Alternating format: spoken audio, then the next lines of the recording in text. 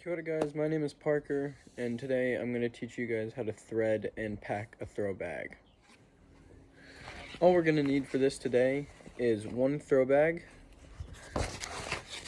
a piece of foam the size of your throw bag, and 15 to 20 meters of brightly colored high-vis floating rope. Alright, first thing we're going to do is thread our throw bag. So we're going to take our throw bag, we're going to take our piece of foam that's cut out to be the same width as the throw bag, and it has holes in the same spot. We're going to go ahead and push that all the way down to the bottom and align the holes. Just like that. Now, we're going to take our piece of rope, we're going to take a length a bit above our head. Doesn't really matter because we can shorten or lengthen it later. We're going to tie a figure 8 on this rope. So take the rope over our hand, come in front of the rope, behind the rope, and through the loop. Keep that nice and small, keeps it tidy, makes it easier to thread it through at the end. We're now going to take this piece of rope and run it through one of the holes in the throw bag, as well as the foam.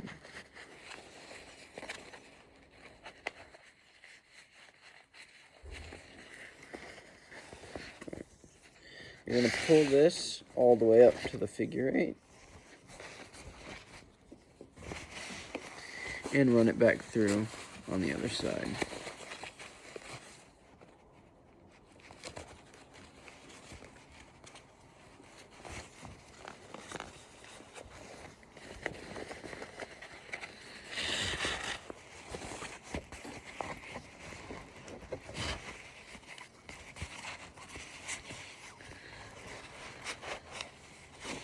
And then pull it to about 2-3 fingers length.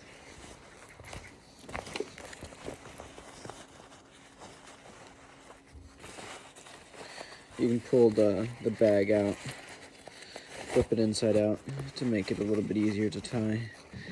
Then you take this rope and you follow through and tie a follow through figure 8 and just follow the figure 8 back through itself.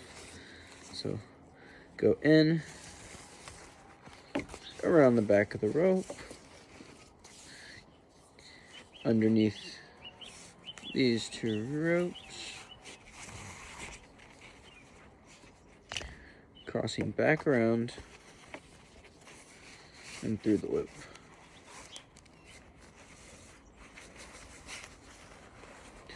Now, your tail may be a bit long, so you're just going to shorten it to be a mini shaka, like that, just to have a little bit backup. Once your tail is the correct length, you're just going to dress your knot. Make sure it's all done up tightly, and then just tie a backup stopper knot.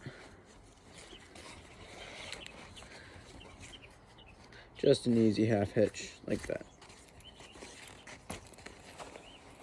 Then turn your bag back the right way around. You should have a little handle, and your rope is tied in, and that's not going anywhere. Alrighty. The next thing we're going to do is pack the throw bag. We're going to talk about how to hold the throw bag when packing it, and where to put the rope while you're packing it. So first, what you're going to do to pack it is you're going to take the bottom 3 fingers on both hands, and then you're going to cup it underneath the top of the throw bag and roll the throw bag over your fingers like that. Okay. Now you're going to take the top 2 fingers on both hands and grab the rope. Now you're going to put the rope over your shoulder, just like this, and start packing by just grabbing a piece of rope and pulling it in, one after the other. The rope can slide on your shoulder, So if you feel like it's starting to fall off your shoulder, you're just going to rotate and keep going. Keep rotating.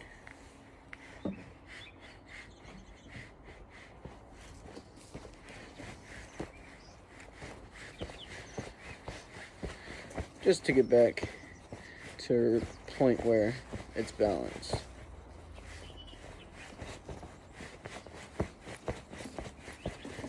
And just keep packing. The more you do it, the faster you get.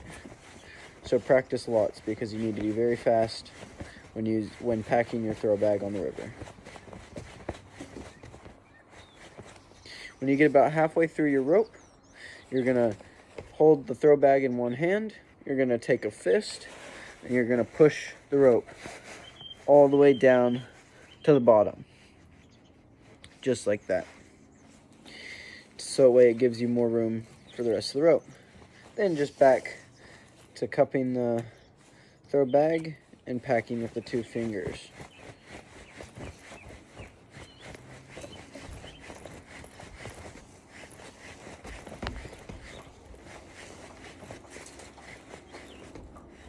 Once you get to the end of the throw bag, you're going to put your rope nicely at the top, just like this.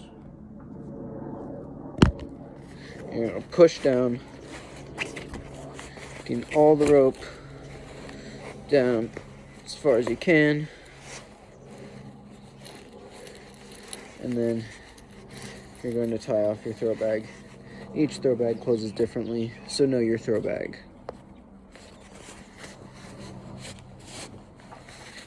Just like that. It's very important to thread your bag correctly. So to check that you've done it right, you're going to make sure that the rope has gone through both of the reinforced holes, and that a piece of foam is tied to the rope as well as the throw bag.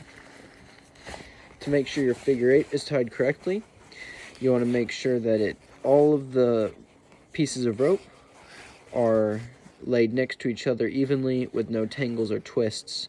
And then you're going to take your fingers and you're going to count each time it crosses over how many pieces of rope there are. So right here you're going to go 2, 4, 6, 8, 10. And that's how we know that the figure 8 is tied correctly. And then that we have a backup stopper knot, just like that. Okay.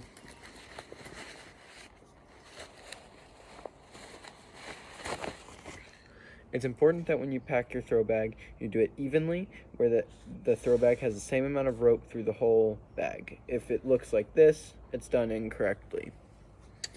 The problem with having a throw bag stuffed incorrectly is it doesn't throw as far or as accurately, and it means that there's knots and tangles in it, which are hazards in the river.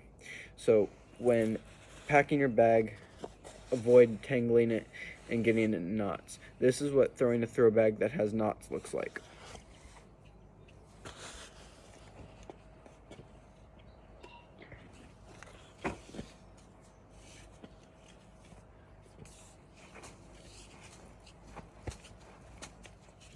As you can see, the throw bag did not go very far because of the knots. Once this mass of rope is in the river, it becomes a hazard to everyone in the river and to the people holding the rope, because this could get stuck and pull the people holding the rope in, or it could get caught around a swimmer. This is what throwing a throw bag that's packed correctly looks like.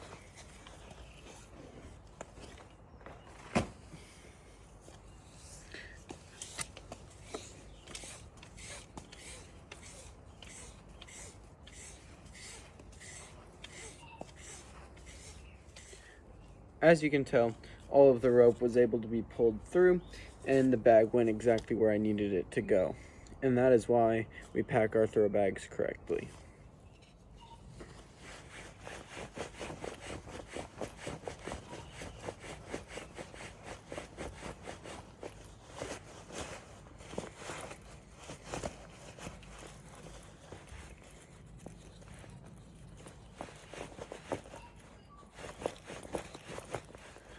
Last thing we need to note is that it's important to finish the bag correctly, meaning that the end of the rope is at the top, so that way you can easily grab it and you know where it is, and it prevents tangles.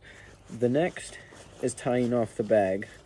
You want to make sure that this is done correctly, so that way your rope does not come out when you don't need it to. Every throw bag is done differently, so know your bag and know the river that you're on to know the amount of rope that you need and if your bag can hold that amount of rope. Thanks for watching. See you next time.